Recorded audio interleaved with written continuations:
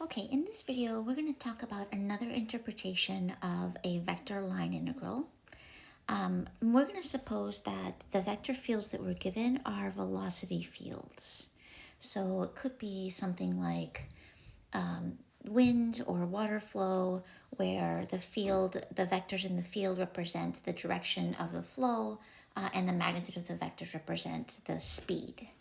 And so with this interpretation, we're going to talk about something called flow and circulation and talk about the difference between those two concepts. So first, as some examples, you can see here in my first GeoGebra application that we have the radial field. So notice that all of the vectors in this field are pointing outward, going away from the origin. So I've just enlarged it a little bit, and this is the field xy, where all of the vectors pointing away from the origin. And what we want to know, what the vector line integral is going to tell us, is if I have some curve that passes through here, maybe a circle, I don't know, maybe something like this. That's my curve. We want to know a vector line integral tells us, gives us information about how aligned the vector field is with the curve. Or in other words, if we take a path through the field, how much of the field is in the same direction as our path. And so here you can see that really, as if I go in the counterclockwise direction or clockwise, it doesn't matter. All of my vectors are pointing outward, right? They're all pointing outward. So we should expect that there are no vectors that kind of align with our path because they're all going to be normal to the path. So in this sense, we should expect the flow of our vector field along this curve to be equal to 0. And if we look at instead the rotational field over here and consider the same circle, the same curve, maybe traveling in the counterclockwise direction. This is a terrible circle. Let me try that again.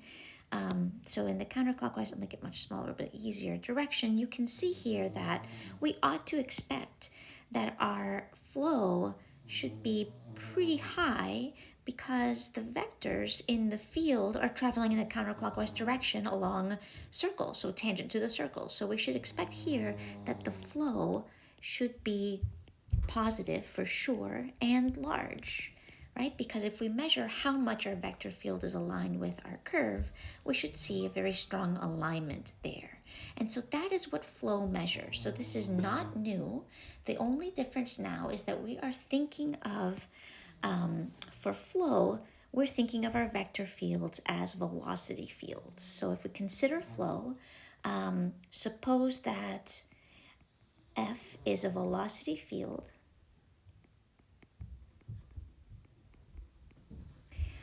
Where maybe the components are two functions, m of xy and n of xy, and this is a field in R2.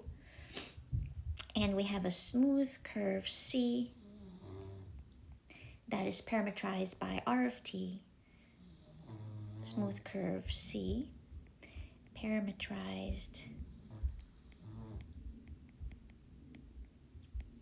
by R of t. Then we defined the flow to be the integral, so the vector line integral over our curve of the dot product of our vector field and the tangent, because we want to know how aligned are these two with each other with respect to arc length. So the same vector line integral that we defined on Friday in class. And t here is the unit tangent vector, and we're basically adding up the contributions of the field in the tangential direction. So when our field is aligned with our vector, we'll have a positive sum here. Contributions of our field in the direction of the tangent, so in the tangential direction.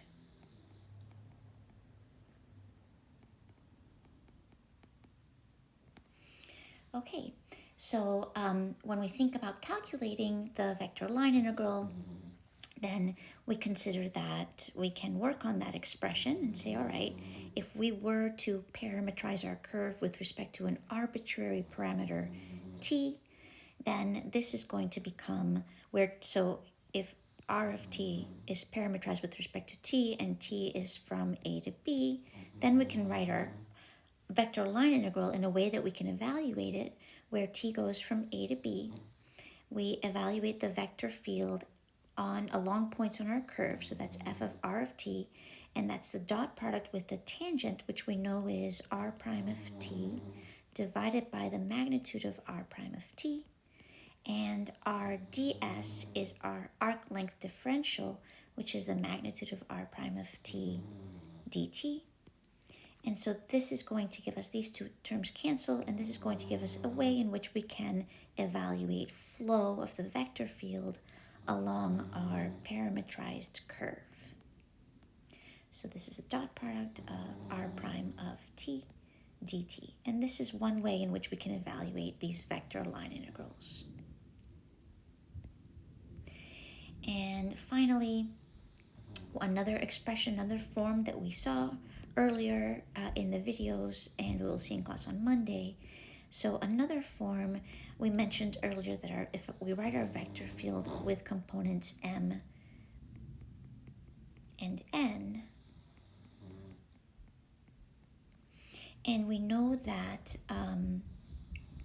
dx is x prime of t dt, and dy is y prime of t dt, then we have our integral above is the integral over our curve of the dot product of m and n, our vector field, with the velocity vector, x prime of t, y prime of t dt, and we can continue working on this to change the form a little bit. So we have integral over the curve, and we have m times x prime of t dt plus n times y prime of t dt.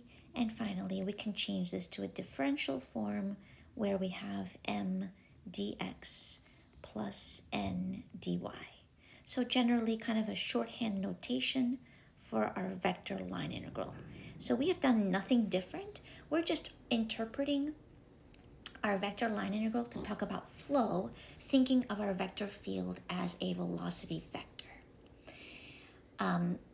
One more thing here, and then we'll do some examples.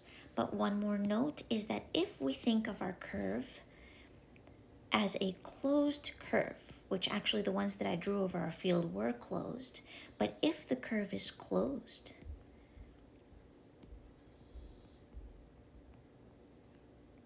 parametrized by r of t, is closed, and that means that we start and end at the same point. So closed means we begin and end at the same point. Then flow is actually called the circulation.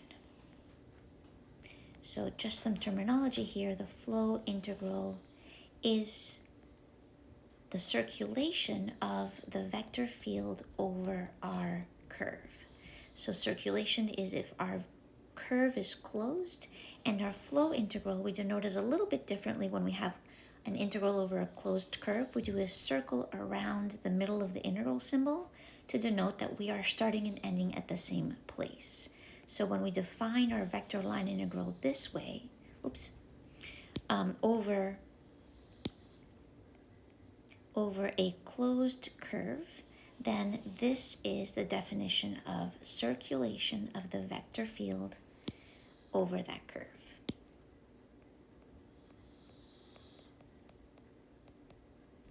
And so we should expect again with our radial vector field, if our curve is the unit circle and going in the counterclockwise direction, the radial vector field will have zero circulation because the field above, right? This will have zero circulation because the vector field is never aligned at any point with our curve. They're going in opposite directions. I mean, it's normal to our curve. However, the rotational field will be very aligned with the direction of our closed curve, so we should expect the circulation to be high.